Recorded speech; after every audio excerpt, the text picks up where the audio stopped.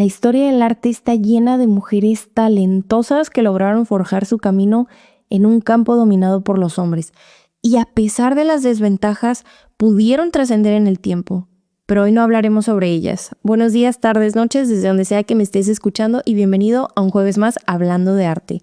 El episodio que te tengo preparado para hoy aborda un tema que puede parecer un poco polémico, y es que desde hace tiempo venimos repitiendo esta frase que seguro has escuchado: nos quieren como musas porque nos temen como artistas. Y digo, yo estoy totalmente de acuerdo que la historia del arte ha sido injusta con las mujeres, relegándonos completamente al papel de la musa. Pero también me causa un poco de conflicto cuando algunas personas intentan rebajar a las musas, entre comillas, para enaltecer a la mujer artista. Y creo que esto se debe a la desinformación, porque cuando vemos una obra del Renacimiento o incluso el Barroco, ¿alguna vez te has detenido a pensar en la mujer que prestó su rostro para darle vida al personaje de la obra que estás viendo? Bueno, justo hoy quiero que platiquemos sobre ellas. Esas mujeres que se esconden detrás de una Venus, de una santa, de una heroína. Esas mujeres que le han dado vida a nuestras obras favoritas y que muchas veces desconocemos o ignoramos que fueron una persona real de carne y hueso y no una cara bonita que se le ocurrió al artista de un día para otro. Entre ellas, la más famosa, y estarás de acuerdo conmigo, es Simonetta Vespucci, la mujer detrás del nacimiento de Venus. ¿Sabías que Vespucci era su apellido de casada? Su nombre real de nacimiento era Simonetta Cattaneo, pero al casarse con Marco Vespucci, pasó a formar parte de esta familia perteneciente a la nobleza florentina. Un dato curioso es que el esposo de Simonetta era primo de Americo Vespucci, el hombre a quien el continente americano le debe su nombre. Ahora, Simonetta se volvió muy famosa debido a su belleza, al punto que era conocida como la Bella Simonetta. Tristemente murió en 1476 a la edad de 23 años, muy jovencita, de lo que se sospecha tuberculosis o incluso algún tipo de tumor. Pero a ver, si Vespucci murió en 1476, ¿cómo es que Botticelli la pintó en 1486, 10 años después de su muerte, y Piero di Cosimo en 1490, o sea, 14 años después de que murió? Bueno, he ahí el detalle, no hay pruebas claras que nos indiquen que Vespucci fue la eterna musa de Botticelli, y es que todas las obras en las que se asegura que es Simonetta la modelo fueron hechas posterior a su muerte. Si bien es cierto que después de que murió hubo como un tipo de culto hacia ella, o por lo menos eso nos dicen los rumores, no podemos asegurar a ciencia cierta que Vespucci es el rostro detrás de la Venus de Botticelli o incluso de su Primavera. De hecho, Gombrich, el autor de la historia del arte, aseguraba que lo de Vespucci como musa de Botticelli eran puros mitos idealizados y romantizados, así que muchos historiadores del arte creen que esta mujer que aparece en varias obras del artista no era una sola, sino un rostro construido por varias mujeres. Pero aquí es donde se pone bueno. Resulta que Simonetta era la amante, o por lo menos eso dicen los archivos históricos, de Giuliano de Medici, hermano menor de Lorenzo el Magnífico y los patrones de Botticelli, por si fuera poco. Así que en 1475, cuando Giuliano participó en la justa de ese año en Florencia, el estandarte que llevaba pues tenía a Simonetta Vespucci como Palas Atenea, la diosa de la sabiduría y la guerra, y además la eterna adoración de Giuliano.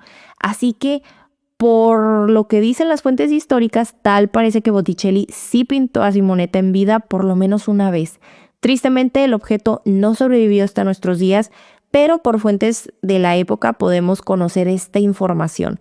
Así que sí hay un poco de probabilidad de que la Venus de Botticelli esté parcialmente basada en Vespucci. Otro rumor dice que el pintor los retrató en el cuadro de Primavera a el Giuliano, que había muerto en 1478 como Hermes o Mercurio, y a ella como una de las tres gracias viéndolo directamente. Y aunque Simonetta se ha vuelto la cara del Renacimiento, entre comillas, la verdad es que no todas las musas han influido de manera superficial en los artistas. Hay otras que se convirtieron en musas intelectuales, como Vittoria Colonna, la mujer que inspiró intelectual y espiritualmente a Miguel Ángel. La historia nos dice que Vittoria y Miguel Ángel fueron grandes amigos o incluso un poco más. Y creo que esta parte es un poco polémica porque muchos o no aceptan el hecho de que Miguel Ángel pudo haber sido heterosexual, así como muchos no aceptan que pudo haber sido homosexual. La verdad es que por alguna razón hoy en día la gente está obsesionadísima con las preferencias sexuales de Miguel Ángel y esta necesidad de que sea una cosa o la otra, cuando bien pudo haber sido bisexual. Pero bueno, ese es un tema que no vamos a discutir hoy, así que regresando a Vittoria.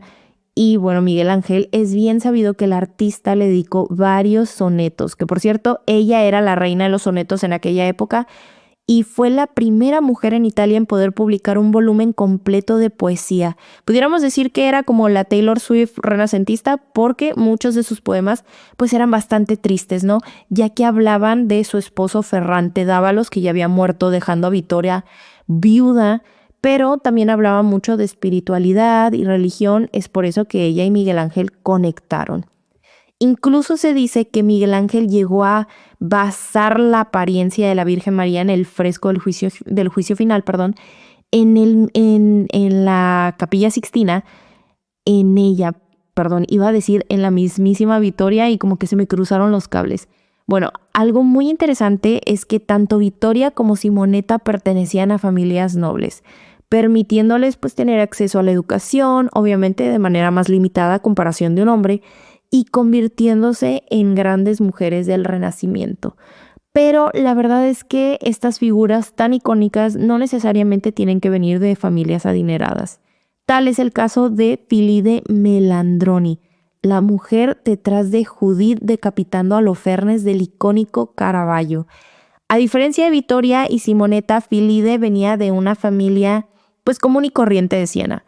Su papá murió cuando ella tenía entre 11 y 12 años, así que ella, su mamá y su hermano junto con la familia Bianchini se mudan a Roma juntos y como ambas eran madres solteras, pues se vieron en la necesidad de alentar a sus hijas, en este caso Filide y su amiga Anna Bianchini, a trabajar de prostitutas, teniendo 13 y 14 años respectivamente, culminando en un arresto afuera de un burdel en 1594, porque, por si no lo sabías, la prostitución estaba prohibidísima, pero como Filide se volvió tan popular en el mundo de la vida galante, logró pasar de prostituta a cortesana, que realmente era casi lo mismo, pero para la clase alta, o sea, hombres con mucho poder y dinero.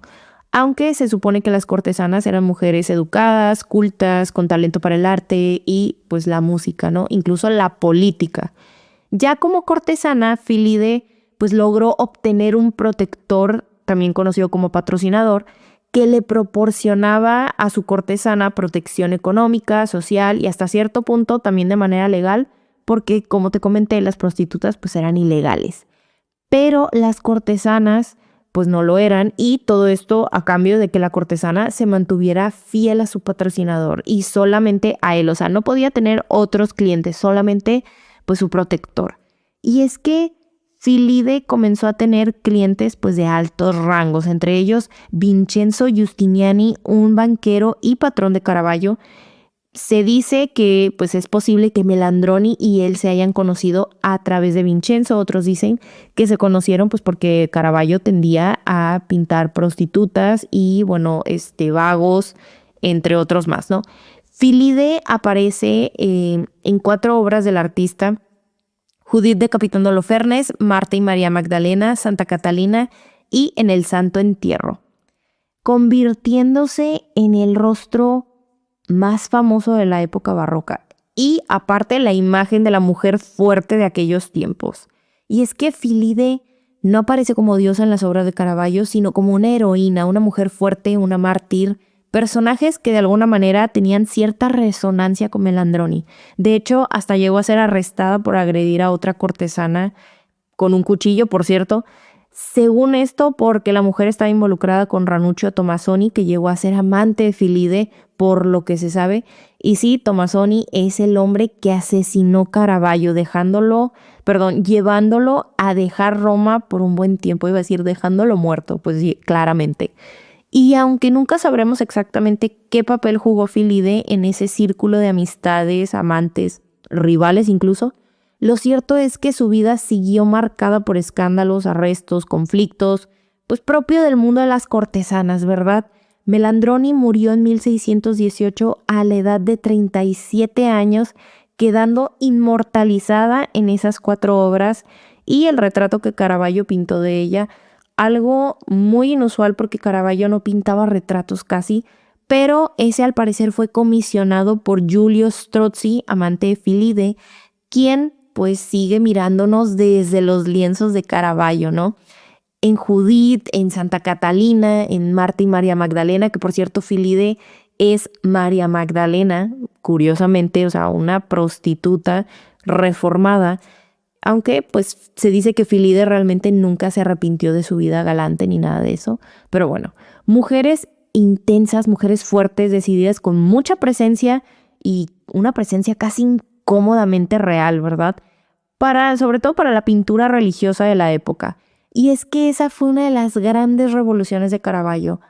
Tomar a personas completamente reales, prostitutas, amigos, gente de la calle, convirtiéndolos en santos, en vírgenes, en héroes, heroínas.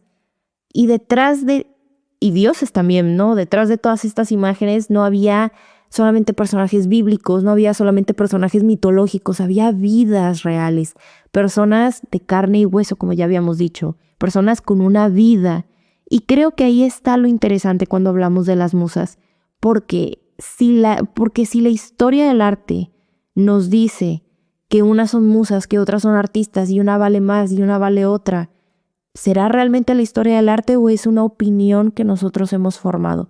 Porque sí, la historia del arte ha relegado muchas veces a las mujeres al papel de la inspiración, la musa, la mujer detrás de esta obra.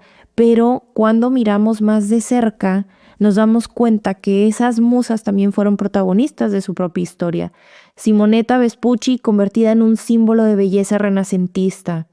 Vittoria Colonna, inspirando intelectual y espiritualmente, a uno de los artistas más grandes de toda la historia del arte, en este caso Miguel Ángel. Y Filide Melandroni transformándose en la imagen de la heroína y la mártir en la pintura barroca, ¿no? La mujer dramática, la mujer intensa, la mujer que siente. Mujeres con mucha diferencia entre sí, muy diferentes, pero con algo en común. Todas dejaron su huella en el arte, incluso cuando la historia no siempre quiso contar su historia, ¿verdad? Completa. Así que la próxima vez que estés frente a una obra del Renacimiento o del Barroco, tal vez valga la pena hacerse una pregunta muy simple. ¿Quién fue la mujer que prestó su rostro para esta pintura? ¿Quién es la mujer que estoy viendo y que probablemente no sé su nombre y no lo vaya a saber? Porque sí, Simonetta Vespucci, Vittoria Colonna, Filide Melandroni han pasado a la historia, han logrado que su nombre trascienda con el tiempo, pero hay muchísimas otras que no conocemos. No conocemos sus nombres, no sabemos quién es la mujer que prestó su rostro, así como hay muchísimas artistas que tampoco conocemos de nombre aún. ¿Por qué? Porque la historia las ha relegado a la oscuridad, a las partes bajas de esta cronología, de esta línea de tiempo, donde los hombres pues logran trascender y las mujeres se quedan estancadas, se quedan atrapadas en el pasado. Porque pues así ha sido la historia, ¿no? Así se nos ha tratado. Entonces, preguntémonos quiénes son esas mujeres detrás de la historia del arte, porque detrás de muchas de esas imágenes eternas hubo una persona real y su historia también merece ser contada.